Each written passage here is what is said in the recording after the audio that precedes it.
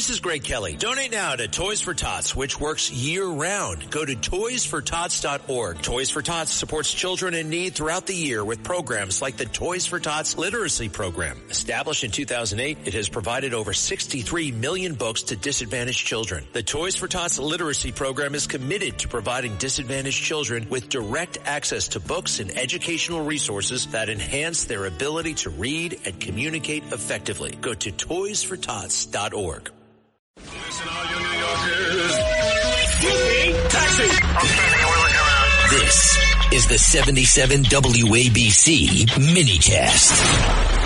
Hello, folks. Hope you're having a wonderful Easter weekend. I hope you'll have a happy and holy Easter. My next guest is E.J. Antoni, who is a colleague of mine. He is the chief economist at the Heritage Foundation in Washington, D.C. He is an expert on monetary policy, on fiscal policy, on all things economics. So, E.J., thanks so much for joining, and happy Easter. Oh, Steve, happy Easter to you, too, and thanks for having me. So a lot I want to cover with you, EJ, today. Let's just start with the jobs report. It was a good report, obviously, especially the payroll survey. There's two surveys, as you know, and one of them had a very good number, the other one not so good. What do you make right now of the situation with jobs in America? Given the fact that we have $100 a barrel oil, obviously that's like a tax on the U.S. economy. What's your outlook? Steve, great question. In the same way that I thought the previous jobs report was not quite as bad as the headline appeared, I think this one is not quite as good as the headline appeared. Right. That's not, it's not to say it was terrible or anything like that, but just like the previous one, it's a mixed bag.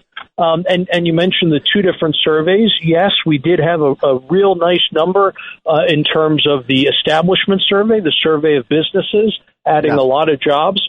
But when we look at the survey of households, we saw that fewer people were employed, particularly native-born Americans actually went down year over year, which is not something we want to see. So, again, mixed bag overall. Now, to your point on these high energy prices functioning like a tax, that's exactly right. I think you really hit the nail on the head with that framing, Steve. And so when you have this kind of doubling of energy prices, you got to think of that as a sharp increase in taxation, and that means slower growth and slower job creation as well in the year ahead. And that means, of course, if we can get that gas price back down to remember before this, the gas price was as low as it had been in, 40 years, then we would see a resumption of growth. Do you agree? Oh, 100%. Yeah, I think that's spot on, Steve. And so that's why it's so imperative that they get this conflict with Iran wrapped up as soon as possible, that the Strait is reopened as soon as possible, get that oil flowing again, and not just oil, but fertilizer too. I don't think people realize how much of a fertilizer crisis we have right now, Steve, because with oil, you see that immediately when you go to the pump to fill up. But with fertilizer, I mean, that's affecting food prices 3, 4, 5 months from now. So you don't feel it yet. You don't feel it yet, but the fertilizer crisis is very real. And I didn't realize until a few weeks ago when the fertilizer people, got in touch with me I didn't realize that a lot of our fertilizer does come through the Strait of Hormuz. And so it's been disrupted. And as you said, you can't grow crops without fertilizer, right? You don't have to be a genius to understand that. I wanted to ask you a question about, what you were mentioning, the decline in the labor force. And this is something that is worrisome to me, EJ, because you can't have growth. You need, as you know, you need two things for growth. You need more productivity and you need more workers. And so we are, and I have to say I'm a little bit flummoxed by this myself. Part of the decline in the labor force that we're seeing is just demographic. I just turned 66. I'm a baby boomer. Baby boomers are retiring at the pace of about 11,000 per day on average, whereas only about 8,000 young Americans are joining the workforce. So some of this is just an adjustment because the baby boomers are retiring. But how do you see it? I mean, how do we grow if we don't have enough workers? Well, you really can't, Steve. It's such a great point. The most valuable piece of capital in any economy is human capital. Right, of course. And so when we've had the kinds of changes we've seen with immigration policy, you've reduced the incoming workers that way. And I'm not just talking about illegal immigration. I'm even talking about legal immigration. You're reducing it that way. You're reducing it via the demographic change that you're talking about, and the fact that just too many young people today, sadly, are not having kids. And there's a whole host of different reasons for that, but that's still the reality of the situation, so we need to talk about it. And when we look at, the unemployment rate in this last report, Steve, yes, it's good to see the unemployment rate going down, provided it's because people are moving out of unemployment and moving into employment. Unfortunately, though, that's actually not what happened. The number of people employed fell. It was just that so many people left the labor force that they were no longer counted as unemployed, right? And so it's not just a matter of changing the top of the fraction, but you can also change the bottom of the fraction to change the overall figure there as well. And that's what's going on here. Yeah, I think that's exactly right. And then you mentioned something important, which is legal immigration. I'm of the view, given the fact that, by the way, this phenomenon that EJ and Antoni and I are talking about of a declining number of births in the U.S., this is happening all over the Western world. Virtually every country, Japan, Korea, the Europeans, Canada, are seeing the same thing. And so we have a birth dearth in the world. The only region in the world where births are actually still high is in Africa. And so we do have an advantage, though, because we can import immigrants from the rest of the world in a way that most other countries cannot do. I think, and by the way, I'm talking about legal immigration here, folks. People who come in legally with a visa. I think we need them. Yeah, Steve, and the evidence bears that out. If you look at, for example, we have a lot of specialty jobs in a modern economy, right? Everything has become incredibly specialized. The idea that you can just become a doctor and be a general practitioner, that's increasingly going by the wayside because, and look, it's not even just a matter of I'm going to specialize and be a cardiologist. What kind of cardiologist, right? Right. There's even pediatric cardiology today. It's amazing. And as everything, not just medicine, as everything becomes increasingly specialized, you're going to need a lot more specialists. And that's why when we talk about bringing the best and the brightest people into this economy, you really do need a whole host of different skill sets. Now, a couple things related to that, EJ. I'm talking to EJ Antoni, who's the chief economist at the Heritage Foundation, also works with me at Unleash Prosperity.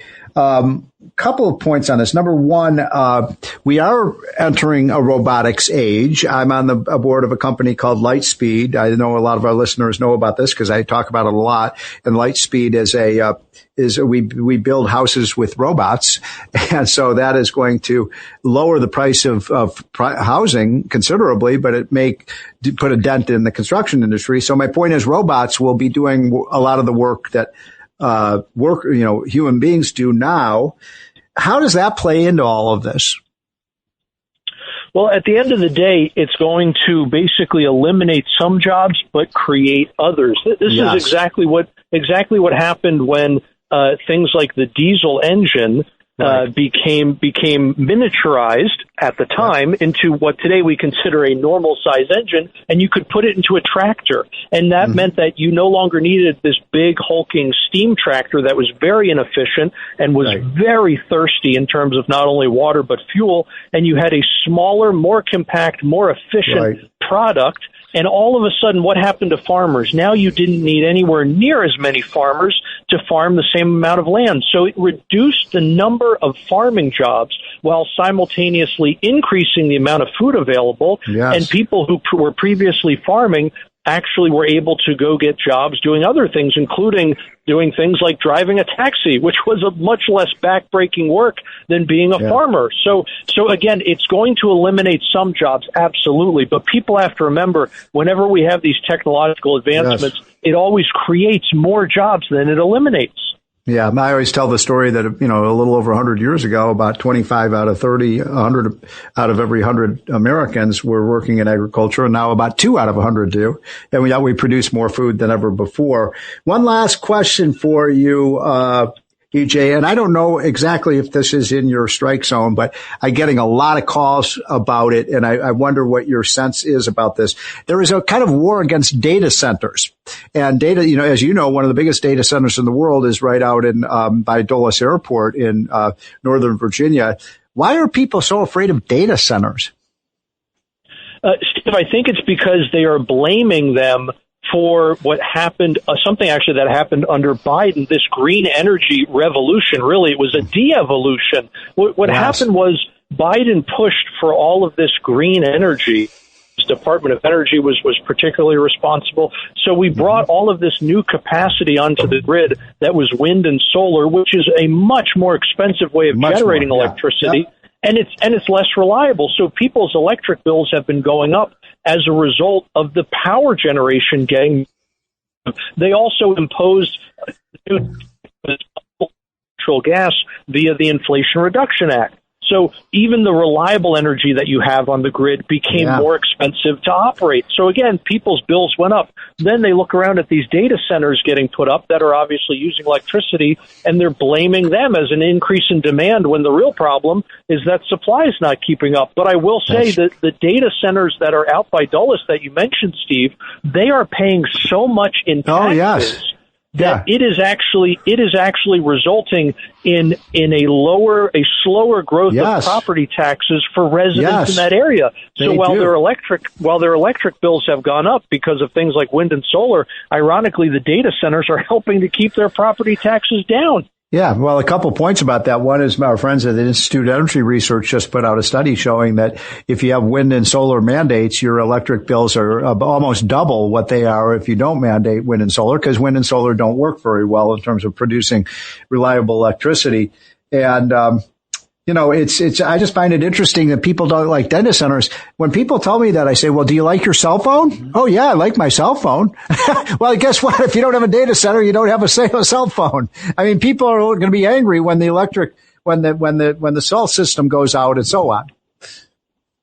Well, Steve, 100%. These are things that we need to make the modern world function. Right. Whether it's your cell phone, whether it's AI, which by the way is such a phenomenal tool, and I really hope more people start to use it. I use it all the time. It helps make me more productive. This is what the modern age requires. There you go. Hey, EJ, thanks so much for joining on a Saturday afternoon. That's EJ Antoni, who's the top economist at Heritage Foundation, a good friend and a good friend of us at Unleash Prosperity. Folks, this is very exciting. My next guest up is going to be the owner and operator of this radio station, John Catsimatidis, who I've twisted his arm to come on and give us a sense of how he thinks things are going on in the world. And so hang on. This will be an exciting segment coming up. This is the More Money Show on WABC. Let me tell you about ProHealthConnect.com. It's transforming healthcare payments, providing retailers a seamless process for over-the-counter and healthy benefit programs. By connecting retailers, health plans, and payment processors, ProHealth Connect creates one powerful, unified network. They empower independent grocers and pharmacies to accept health benefit cards without changing how they do business. With over 10,000 locations nationwide, helping more than 1.3 million people access the care and nutrition they need. Go to ProHealthConnect.com.